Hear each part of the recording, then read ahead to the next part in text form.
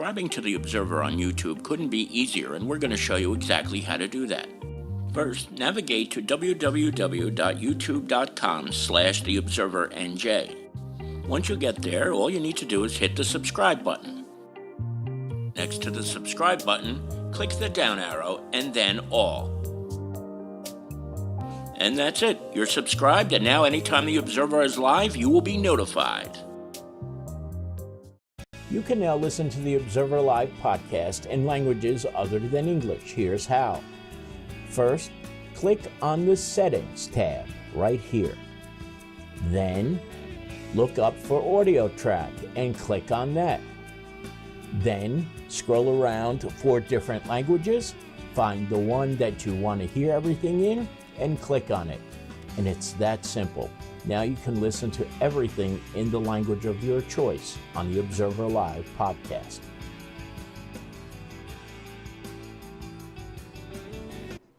Hi again, everybody. It's Kevin Canessa coming to you live from the home studio on this, the 4th day of August in the year 2026. Sure hope you're enjoying your Tuesdays, no matter where it is you are in the country. Here in the Northeast, this is one of the days where it's going to be nice, at least, hopefully. And hopefully it will stay nice for later on tonight, which is National Night Out. Now, there are events all over the place. Tonight. There is an event in Kearney, Harrison, East Newark, North Arlington, Lyndhurst, Belleville, you name it. There are National Night Out festivities, but I wanted to, this was the one that we got, and I'm going to talk to you a little bit about this in just a few moments and briefly, and I'm all over the place today. I'm sorry about that. Today being National Night Out, there's festivities at Belgrove Drive by all of the veterans' houses. You know, they close the street down, and the police department has all sorts of things going on for the young kids and for adults as well. So that happens between 6 and 8 tonight over on Belgrove Drive. You see on the screen there, it says there'll be local vendors, free ice cream, a video game trailer. You can meet different departments. The annual softball game between the Board of Education and the police department will also take place over on Veterans Field. And it's just a nice night out. And this started many, many years ago as a way to get neighbors together and to think about different things that have to do with crime and things of that nature. So it's always a really nice night out. Janitza Aquino put this together. She does a fantastic job of pulling together these things. So hope you'll all stop by, whether it's the one in Kearney or any of the other towns that we cover, because it's going to be a nice night. And fortunately, it seems like the weather is going to cooperate. So that, of course, is important. Now, every week for the last couple of weeks, I have talked to you about the Kearney Public School Uniform Exchange and the school supply drive. But I have to take a more serious tone today.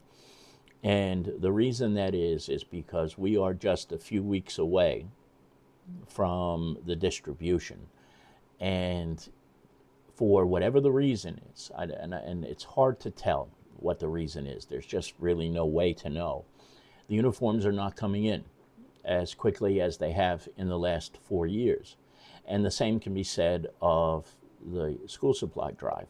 You know, the goal this year is to distribute 500 backpacks filled with school supplies for children in the town of Kearney who go to the public or charter schools. And it's designed really to take the financial burden away from parents. There's enough going on in this world right now financially.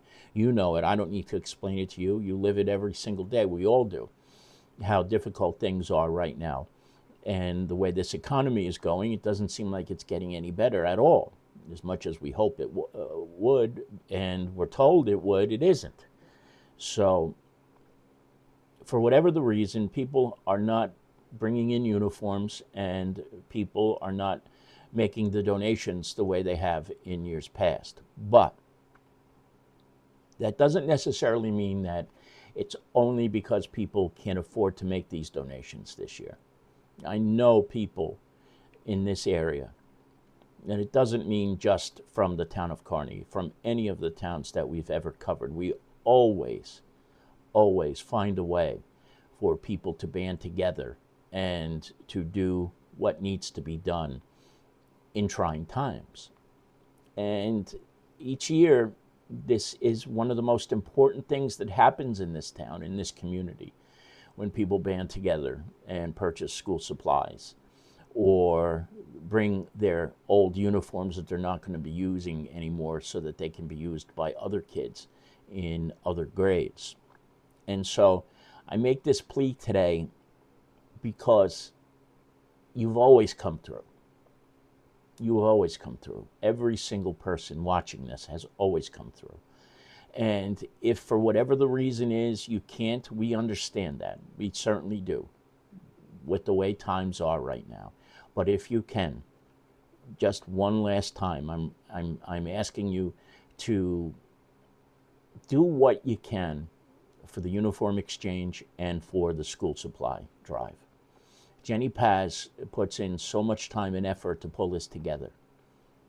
She does, and it's a labor of love. I know that much. It's a very thankless job, really, to do what she does and to do something that makes life easier for so many parents in this area. But if you can, bring the uniforms to the following locations. It's on the screen, but I'm just going to read it to you anyway. Kearney Town Hall, 402 Kearney Avenue. The Soccer Post, 256 Kearney Avenue.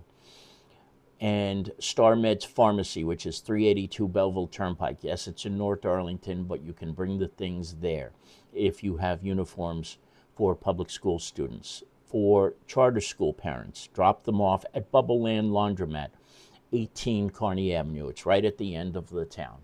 So please, if you can, bring those in so that they can get laundered and be redistributed to the people who need them. The school supply drive, same thing. 4 drop-off locations. Kearney Fire Headquarters, Kearney Town Hall, the police department, and also StarMed's Pharmacy in North Arlington. 4 big locations where you can bring things that are to be given out at the school supply giveaway and around the uniform exchange as well. I thank you all. I know it's a big ask. I really do. I know this is really a big ask every year. But for those of you who are able to, I thank you. And those who can't, we certainly do understand. It's just the times that we live in right now. So, but if you can, please do so as quickly as possible because we are starting to run out of time. I'll, of course, say hello to everybody who is in the chat room today, but I see Ken Lindenfelser Sr., the former mayor of the town of Kearney, who is here with us. Mayor, it is very, very nice to see you. And anybody who is in the background, I thank you all as well for dropping by today. Now, I was so glad to be able to finally do this story because we've gotten to know Nuno over the last few years. But during the World Cup was when Nuno started really being seen by people in the town of Kearney and other towns as well because he travels all over the place, right? And Nuno is the man who you see here in these photos here. That's the car that you see driving around so often, whether it's Kearney Avenue, Ridge Road, Frank Rogers Boulevard, you name it, you see it, you know, it's him. But not everybody knew who he was, right? So finally, I sat down with him last week and we did a story to basically explain who Nuno is. And he's become a dear friend to all of us at The Observer. He really has. He is such a good human being. And when it comes down to it, you know, I asked him, why do you do this? Why did you do the soccer car? Why are you doing the summer car? Why do you want to be in the parade and things like this during St. Patrick's Day? It's to make people happy. And in this world that we live in right now, how many people do we know who really just want to make other people feel good and happy? And that's what Nuno is all about. And so that's why it was such a pleasure for me to sit down with Nuno last week finally and do this story, even though I've known him for a long time. But I truly mean it when I tell you, folks, he has become a dear friend to all of us. We all love Nuno very, very much. And he's a unique human being. So now you know who he is necessarily when he's driving by, and you will see him. I bet you'll see him sometime today. I'm sure you will see him sometime today, maybe even at National Night Out, who knows. But he's always going to different things, and read about him. And you're going to find a very unique person and a very unique story about somebody who really, really does care about our community. So Nuno, thank you very much for allowing me to do this story. And I'm glad that everybody's going to get to know Nuno a little bit better as well because of it. I'm just going to move along here. We talked about this briefly last week, but a former Harrison Court employee was charged with theft. The police department said that this employee was taking bail money, cash bail money, and keeping it. She was entered into a pretrial intervention program, and if she completes it, she will not have to go to do any time behind bars. She'll have to pay restitution as well, and she'll never be able to hold a public job again. But these are the types of programs that do exist in these kinds of cases now. But she will never again work for any government, any municipal government in the state of New Jersey, having been caught doing that. And then briefly, this one is very disturbing. There was a Harrison man who you can read about who was arrested, and apparently the Hudson County Prosecutor's Office found more than 1,500 pornographic images on devices that he possessed. So very unfortunate that this happened, but a very good thing that he was hauled in and will be brought to justice for possessing those horrible, horrible things. So there's that story. And also, this is another good one that Chief Scott McPhee of the Kearney Police Department told us about. The Traffic Bureau got a $20,000 grant. Rich Pulowski got this. And they're going to get another one of those message boards that tells you what the speed is that you're driving. And they're going to be able to, it's going to be able to fund overtime for traffic initiatives. So the Traffic Bureau in Kearney is a tremendous bureau. They're very active. They're very proactive, too. Dave Rakowski runs it, and he's got a lot of guys under him that do great work. And the $20,000 grant that Rich secured will certainly help to fund for overtime for these programs that we might not be able to see otherwise. So well done, Rich, and well done, Kearney Police Department. In the back of the book, Jason Bernstein has 3 sports stories, so check those out when you get a chance. And further back, Lisa has 2 pages of classified ads. You'll see there's a lot of apartments for rent, so if you're looking for a place to move, you'll have a lot to choose from. There's a bunch of job offerings and services offered as well, so check those out in the back of the book when you get a chance in this week's edition of The Observer.